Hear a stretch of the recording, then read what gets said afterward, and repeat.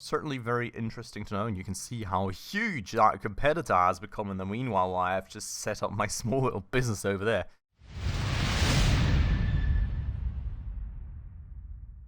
Alright everyone, hello and welcome to a new episode on Rise of Industry with me, Spacefish, and welcome to, well, what I guess is now our very first proper episode on Rise of Industry. As you know, I did my first impressions a short while ago, really, and I've really loved the game so far, and it's a definite one that this will be popping up on the channel. So, well, we're today now finally recording the very first episode of it. Now, we've got the tutorial here to go through, of course, or we've got the career.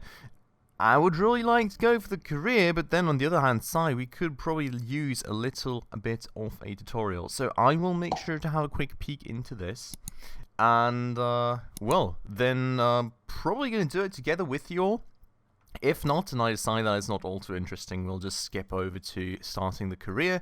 But let's, for the time being, just have a little quick look into this. So, welcome to Rise of Industry, a game about testing your entrepreneurial skills. Here's some instructions to give you a head start. We did this stuff already. Okay. Alright, so I think we did not actually do all this stuff yet, so we are going to go and look into it a bit further. So as you can see right here, this is now about taking control of regions and stuff, and I'm pretty sure we haven't done that yet, so this may actually be quite important to us. So let's check it out together. To build a region that you don't control, you need a permit. We do know that. It's not as easy as just buying it, as there's a free market. You can start an auction and bid enough to gain control of it. Open the town center, open the region tab, and then we can start an auction here. So, well, I don't know, I can't do it yet. If you place your headquarters, it automatically gives you that region's permit at no cost. So yeah, we did do that the last time. Alternatively then, if you place your headquarters, it gives it to you. Once we start an auction, other companies will be able to bid on the permit.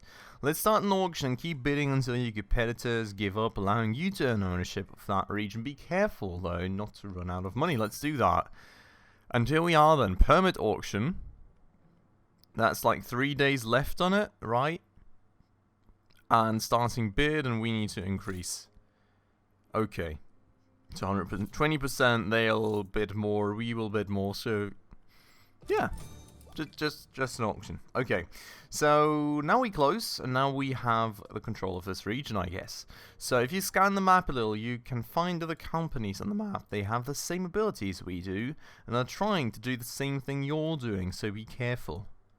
Okay, I guess that's a company, isn't it? Look at that. There's a warehouse, water wells, plantation, orchard, all that kind of stuff. Interesting. Let's move on though. Now let's start building the first production line. So now we're kind of getting more into that, and I think that was something that I did struggle a bit with last time, because I didn't really know what I was doing, and I instantly built something that we couldn't even sell. So looking at this together probably does make a lot of sense. We do have our headquarters here apparently, but let's start with a water siphon. So gatherers tab. A water siphon, like other gatherers, collects raw resources to be used in farms and factories to generate other products. Makes a lot of sense. So I'm guessing the water siphon needs to be placed somewhere close to the water, placed in the highlighted area. Do we see a highlighted area somewhere? I don't. Can only build at indicated location. Where is the indicated location at? Does anybody see it? Oh, there. There it is. Okay. Cool. So this is where we're going to build the water siphon at. And then we're just, I don't know, it's a weird location, isn't it? I would think that you would put it right at the edge of the water. Do we need to rotate it? We do. And there we go. That's our... Oh, okay. So it works like the woodworking thingy, basically. You have this main building, then you have actual extractor pumps that you need to place separately. So this thing is then going to go right here. We're going to put another one right there. And that's going to actually start having it produce things. Now we need to place roads to get the water to the water siphon. Roads are the only way trucks can move across the map. Road is not connected, or we'll have a roadblock at the end. Yep, makes sense. We're just going to do dirt roads, I suppose. We're even going to be told where to place them. Easy as that. Nice. So now the water siphon is running. Raw resources like water and sand can be collected infinitely as long as you keep paying the upkeep. Some resources though, like coal, copper, gas, iron and oil, have a limited amount of units available for collecting. You have to be careful how they are used. Makes sense. Gatherers for these raw resources need to be placed near their corresponding resource but do not need roads to connect their harvesters and hubs to function. Now, we've got a lot of things to place. Coal mine, 3 coal mine harvesters, and close the building panel. Okay, that's maybe not as much as I thought it was. This seems to be a different region though, so we do seem to have control of that one as well. Interesting.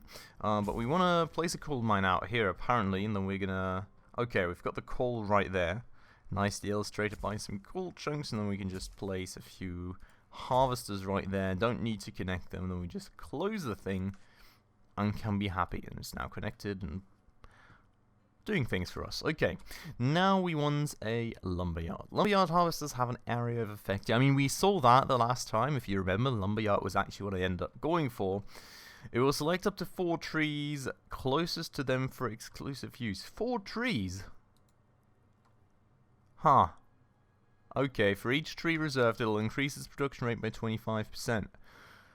Interesting. Okay, I thought I had assigned a lot more, but that's interesting to see. So we want to place a lumberyard.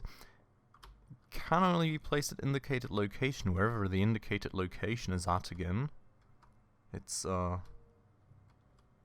we go. We will place that right there then. Just like we were asked to. Now we need to build the harvesters. So, this seems to be 100% already. Okay, I mean, that's interesting to see. I don't know how I can see which trees are already reserved, or how much of an efficiency we would actually get from these. So, interesting, but it's kind of cool to see. I like it. Okay. I'm kind of still wondering how I see which trees actually end up getting reserved, but doesn't seem the game is wanting to tell us that at the current time. If you do know, please let me know down below. The more I can learn about this game in the early stages, the better probably. With that said, let's close the panel. Let's move on. Trees and fish will deplete, but they are renewable. Fish will respawn over time. We can plant trees, then wait for them to grow. Oh, so we do need to place them ourselves, but we can do it. Okay, so that's cool. So we go to terraforming. We plant saplings. Okay, so they do need time to grow. That's interesting. And then we just place 10 trees. Oh yeah, look at that. Tiny little saplings right there. That's cute. I like it. Okay, and then we'll just close the terraforming menu and move on. Now, warehouses are multifunctional distribution hubs that can store and move products where they are needed, whether that be to nearby buildings automatically or using manual destinations, or to other warehouses using destinations which can move a lot of products over long distances using high capacity trucks. That is definitely interesting to know. Warehouses can also deliver products to shops in range to help make money. Let's begin by placing a warehouse near Chapwick so we can sell the coal and wood. You can place a warehouse even in regions you don't own a permit for, but only one. I didn't know that. That's actually kind of cool. So what I did in the last episode was maybe actually not that fatal in the very end. Well, maybe it was, because I think none of the cities were actually connected by a road, so that would have been pretty expensive. Though we want to place a warehouse here now. Let's do that. Let's place roads to warehouse entrance and exit, which we did right here. And, well, I guess we only still have dirt roads, unfortunately, which, you know, is annoying, but we'll have to work with it for the time being. Oh, didn't know that could happen. Got to connect those up. We're going to go do this and do that. Do that. Yep. And connect the city as well, and then we can be happy like that. Now the next step is to get raw resources from the gatherers to the settlement's warehouse. We will use manual destinations to push the product from the gatherers to the warehouse. So open the lumberyard panel and open the destinations tab. Okay, yeah, we did that somewhat, I think. We click choose destination, we click oh. Maybe we only did that slightly. I don't know if we did it that way. I think I was kind of maybe a bit confused about how this worked. But yeah, so we set this as a destination. We use the plus button. well, this plus button? We can set it, oh, that plus, oh yeah, max sent, not min kept, okay. Send it to 5 and close it. Okay. We can use the same method of micromanaging destinations to any building, but if there is a warehouse there, we forgo using the automatic ability to distribute products. Set Chapwick Warehouse as coal mine destination and set it to 5. What I also just saw was this. I think that's pretty interesting, because there is trucks moving right to the warehouse just delivering the water. Which, is it because the warehouse is close or in the same region? I'm not sure. Maybe the game's going to point that out to me in a second, but we're going to use this as a destination again, of course. I'm going to send max sent to 5. Not quite sure why we want max sent at 5. Can we not just have it at unlimited and keep sending it all? Maybe we want to actually sell some off. I don't know. We'll see. Now, be warned, selling raw resources is not very profitable. Yeah, I did experience that the last time. They are best used to make other products, so that's definitely good to know. Also, later, we will see how there are more efficient ways of moving products that involve other vehicle types.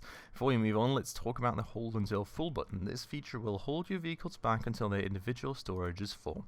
Note, if maxing out is not a multiple of the vehicle's capacity, not all products will be moved. This only applies to warehouses that can use different vehicle types. Makes sense. Warehouse automatic abilities. As mentioned, any production building or shop within a warehouse's area of effect. Okay, so this thing is within the area of effect of the warehouse and taking advantage of the abilities. I'm not sure how I can see the area of effect though. Production buildings will pull stored products that they can use to generate other products, then push the generated products back to the warehouse to be distributed elsewhere, which is certainly very nice, because that saves me a lot of manual work just assigning things to each other. Warehouses can automatically send 1 cycle's 15 days worth of products to shops that demand that when a shop consumes these products, you will get paid. Okay.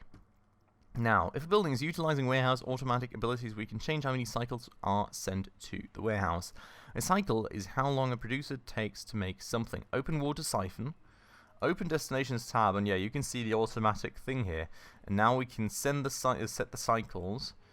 Well, and we can just send it set it to infinite, because I mean we're not going to sell water probably to any marketplaces or something. Close that. Moving on. We can also fine-tune our warehouses to work differently depending on what you want them to do. We can set the building's distribution priorities to using the drop-down menu found in the outgoing tab. By default, it's set to prioritize equally, but there are more options. Interesting. And click on the priorities button. Okay, now we can see. So, can either prioritize producers or shops, so the warehouse will distribute to the one over the other first. Okay. Yeah, that makes sense. That makes a lot of sense, and I think that's a great thing to have. That makes it a lot easier, I would hope.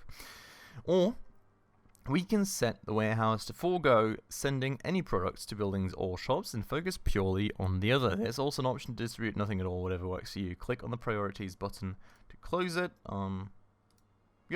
And close warehouse building panel. On we go. Before we can talk about the warehouse, to make a proper destination, we need to unlock a logistics module on the tech tree, which is also something that we had a brief look into the last time. The tech tree is where we learn new recipes, get upgrades, and unlock buildings. Researching products will unlock their corresponding buildings. At the beginning of each game, we get 3 free unlocks, which you also learned last time already. After that, we have to spend money and time to research and unlock. Let's pick a few unlocks that we will need to move forward. Open the advanced distribution. We will get the train terminal, which also was recommended the last time, so something that we should definitely keep in mind there for when we do our own our own save file then. I actually need to select this one here. Open produce and select wheat and vegetables. As a note, we add more unlocks to a research queue to continuously research. Yeah, I think, by the way, I think maybe we should actually start with more wheat and vegetables on our own as well. It seems a bit easier than lumberyard stuff, but I don't know what we need everything for. So we'll probably learn more of that. Now, we need to add things to the research queue now so we can start researching. We're going to add flour, which makes sense. We're going to open logistics and administration and add air purifier. Okay. Let's do that. Let's close the tech tree and let's see what that's going to do for us. Now we want to wait for the flower research to finish, but that seems to be going very darn quickly. Jesus. Okay. Now that the research has been completed, the game will automatically go to the next item in the queue. With this out of the way, let's go back to warehouse management. And that's, of course, taking a lot longer, so maybe the game just accelerated that. Logistics modules are warehouse add-ons. That gives access to different vehicle types which can haul more units than normal destination trucks. Train terminals are what? Trains. Boat depots bestow boats, and I mean Zeppelin fills you heard Zeppelins, that's pretty explanatory, self-explanatory, each with different capacities and higher costs respectively. The thing with depots is that each has a unique way to connect them. Trains utilize tracks, boats require waterways, and Zeppelins just float over everything. Yep, pretty self-explanatory. So before we can start making proper routes, we will need to build a network. Place a train terminal at our settlement's warehouse. The module needs to be within the warehouse's AoE. Open. Click train terminal, that's destinations. Oh, build train terminal. Oh. Okay, so the train terminal is not a separate thing, it's rather actually part of the warehouse, basically. Just like the producers and everything. Okay, that's very interesting, to say the least. This is the alignment we're apparently supposed to choose, so we're going to do that. We're going to connect warehouse to the train terminal, I guess through the streets right here. Ah, that again. Okay. And we're going to close the warehouse panel. Give me 1 second, I'll be right back. Alright, so let's close this panel and let's move on. We want to click on... Wait. We'll need to place a warehouse next to the nearby settlement of Newton and place a train terminal there as well. Then we place tracks between the modules to create the network. That makes a lot of sense. Where is Newton at now? We are right here. So, we're going to go to logistics. We're going to build another warehouse and... I guess we're going to line it like this. Yep, indeed. We will, yet again, place a train terminal like we did before, probably with roads sort of aligned in the way that we can connect them up, which would be this. And we're going to connect the warehouse to the train terminal. So that's all pretty straightforward, pretty easy, I would say. Got a nice new street right there.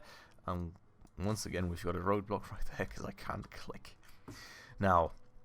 open the network's construction bar again, and now we've got the tracks. So, place tracks between the train terminals. I guess we start right here. We just pull it out like a usual road then, and well, straight into here basically. Apparently we only want to go till out there. Yeah, I guess we want to leave the city some space to grow or something. So we're gonna do that. Gonna follow the outline and hello. Can we, may we, could we? I don't know. We're just gonna do it in separate stints, I guess? I don't know. There we go. It was weird, it didn't want to connect. Apparently, we want a second train track, which is interesting. I don't know, maybe maybe there's gonna be multiple trains traveling then? I'm not sure. I've got no clue how that works, so we'll find out about that. But let's connect that up, and let's close the warehouse panel right there. And let's see what we do next. Now that the infrastructure has been built, we can now make the route. Let's send some wood to Newton. Open Chapwick's warehouse panel. Click the plus button, and select wood, which is in raw resources, of course. Click choose destination. Gonna go to warehouses. Gonna go to the other one, of course. And, now we can just select use train. And we go to max sent of 10 units, apparently. That's what the game wants. And then we're going to close it. And there goes the train. Look at that. That's so cute. I mean, it's more coal than wood, but it's pretty cute. I like it.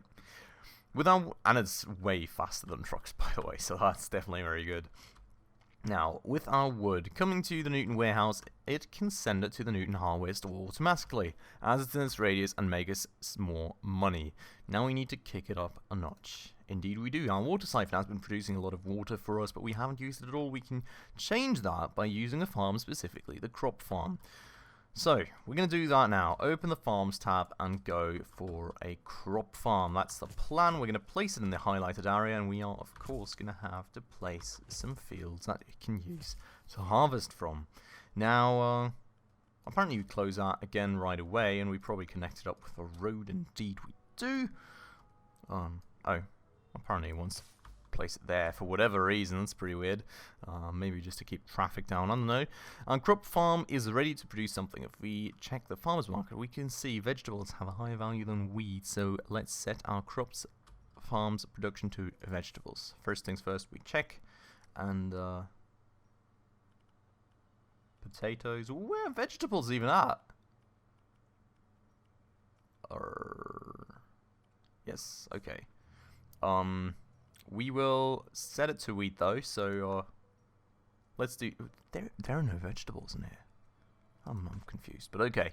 So that's what we're gonna make. That's how we can change it. That's certainly good to know. And let's close these panels again. And now we've got some nice vegetable fields, which are hopefully gonna get filled. And it's automatically pulling the water from the warehouse, which is also kind of nice. You know, just I will check this out again. I'm not allowed to.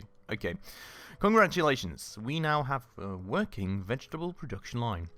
So let's start making some money by selling our vegetables. Eventually, we will want to start producing higher tier products to generate higher profits. Factories are buildings that follow a selected recipe to generate a product similar to farms. Open the factory construction bar. Place a food factory near a warehouse. Yep, makes sense. We are apparently going to place that right here. So let's do just that and construct a road most likely as usual. And now we've got pollution, which I guess that's what we wanted the air filters for. So pollution is a poisonous effect that harms land and water tiles. If left unchecked, pollution will slow the production of waters and farms and cause settlements to shrink and die, which is always very annoying, of course. So what we have now is an air purifier. Pollution is repressed as a graying, it's represented rather as a graying of the map. We can use trees to stem the tide a little, but the more efficient way to remove pollution is using a cleaner building. Place air purifier near food factory. We are going to do just that and place a road to connect it. Like that. Each pollution management building requires a different good to remove the pollution from a radius around the building. Keeping everything clean keeps everyone happy. Yeah, very understandable, just like in Transport FIFA. I like the mechanic. Another aspect of Rise of Industry we should cover is traffic. As we add more buildings to your production lines, there will be more trucks on the roads, which will cause delays. Also understandable. If traffic does become a problem, we can use the map layers to see where our trucks are getting jammed and then alter the traffic patterns to fix rather the problems. You know, maybe something like, I don't know. Or maybe that's not too weird. I don't know. Open the map layers though. And this is in the way again. Show traffic heat map. And as we can all see, it's all green. Nothing to worry about. Very nice. But it's definitely good to know that we do have those heat maps to use up there. Map layers also give you access to a variety of different information about the map. If you need more specific data about the map, we can use the query tool. Close the map layers and select the query tool instead. And now, oh, look at that. So we can see like pollution. Do we have pollution here, for example? Not yet. I guess that's because we have the air purifiers. But you have pollution, elevation, coordinates, cleaning power, region owner. And then, you know, we can actually check out the network, speed, and traffic. And we can check out the train terminals and the warehouses. And oh, that's actually kind of cool. I like that. That's really kind of neat. Now we want to close that panel and we want to move on. There are some other tools we have at disposal. If we hit the tab key, a series of labels will appear displaying the name of settlements, shops, resources, and the name of our buildings. We did actually have that already, if you can remember. That was kind of a confusing one because I thought I had to hold it and you can actually just press it to cycle through. But you know, certainly very interesting to know, and you can see how huge that competitor has become in the meanwhile while I've just set up my small little business over there. So they do seem to be quite competitive, which I do like a lot. That certainly hopefully keeps it very nice and challenging. So let's cycle through, and well, pressing the Alt button will cause production bubbles to appear above each of our buildings that show the production progress of each building. It'll fill up with green when working right. Look at that. And we're not making any wheat, which is an issue because, of course, we never changed this product. So, Well, red means something isn't working. Also, the bubbles will show how many trucks are waiting to be dispatched if traffic is backed up at the building's exit via a number in the bubble. Okay, that's certainly good to know. As we expand our industrial empire, we will need to start thinking about the other corporations on the map that will want to eventually take us over. To see them, open up the entity panel. We can see them right here. From here, we can see who's on the map with us, what they are producing, how successful they are, and how much they are worth. Removing other companies requires us to buy all their stock. Each company has 10 shares of stock they can buy. They represent 10% of the total value of a company. We can buy that stock to get a stake in their company. Can I buy my own shares back to avoid being taken over? Because, you know, I've got 6... No, that's permits. Where do I see shares? Interesting. I don't know. If we buy all of the companies, we would own that company or vice versa. That entitles the buyer to every building permit and research that they have. Buy a share. Oh, so here we go. Now that's the stocks and, well, we can buy it. Price 1.14 million? Mate, I don't have that much money. I've got 141k. Hello? Oh, apparently... Oh, estimated sales. I've got unlimited money. Okay. So, this removes the enemy company from the game and ultimately bolsters ours. Don't do it right away, because then we won't have enough capital to build our empire. Yeah, that makes sense. I mean, except that I've got unlimited capital, but yeah, you know, but probably doesn't make too much sense. Still kind of interested to see if I can buy my own ones. Well, we'll check that out when we're actually allowed to. But, well, that seems to be it for the tutorial. I think... honestly, a very, very nice introduction to the game that does cover, and look at that pollution from the coal mine, but that does cover for me, honestly, a lot of question marks I had about the game. I feel a good bit more confident now. It'll still be a bit of a freefall, I think, in terms of like actual production and what products to make and to sell, but at least we're a bit more like savvy now in terms of how warehouses work and how like you can add like train stations and other things to it, how you should build your road networks, and kind of got a bit of an idea of where to start and how these producer buildings work, that there's different types and all those other nice and fancy things. And I hope that this is going to give us a good bit of an entrance into the game, and that I'll not fail within like 30 minutes as I did the first time, when we actually get our very own career save file started, which will happen in the next episode now. But for today, I'm going to end it off right here. I do hope that you all very much enjoyed this episode. As always, if you did, please make sure to hit that like button down below and make sure to let me know in the comments what you actually think of the game so far. I'm really, really liking what I see here in Rise of Industries, and I hope that it will become ever, ever better. But for today, that's it. If you haven't done so already, please make sure to hit that subscribe button down below and the bell icon right next to it if you want to stay up to date on all the future upcoming episodes. And with that said, as always, thanks a lot for watching, everybody, and I hope I'll catch you in the next one. Ciao.